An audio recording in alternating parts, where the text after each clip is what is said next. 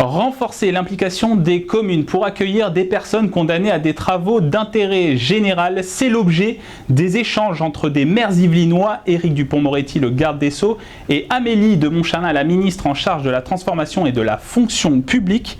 Une rencontre qui s'est tenue au théâtre de Poissy le lundi 30 août. Présent lors de cet événement, Grégory Garestier, le maire de Maurepas, qui souhaite développer les travaux d'intérêt général dans sa commune. Écoutez-le.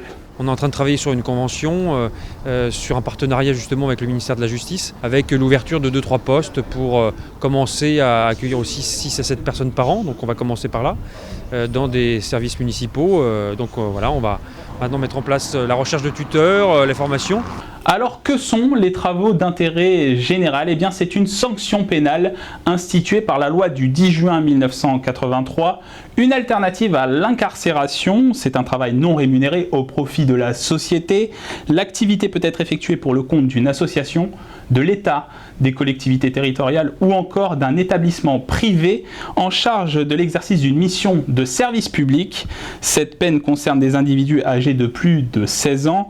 La durée est déterminée par le juge lors de la condamnation et ne peut excéder 400 heures.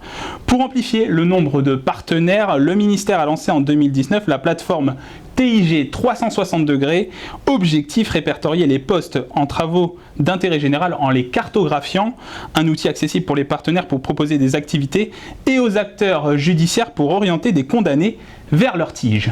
Le but du jeu, c'est évidemment de mettre en relation l'ensemble des acteurs du TIG qui ont besoin de se parler, d'avoir le même niveau d'information et d'avoir les démarches les plus simplifiées possibles. Un TIG qui va être exécuté 5 mois ou 6 mois après le délit, ça commence à avoir du sens. C'est l'idée de cette plateforme de 360 degrés, c'est l'idée du dispositif Ville-Tigeur. Les villes vont être force de proposition pour accueillir des travaux d'intérêt général. Et actuellement, en date du 31 août 2021, 25 870 activités sont répertoriées sur la plateforme TIG 360 degrés, dont 177 dans le département des Yvelines.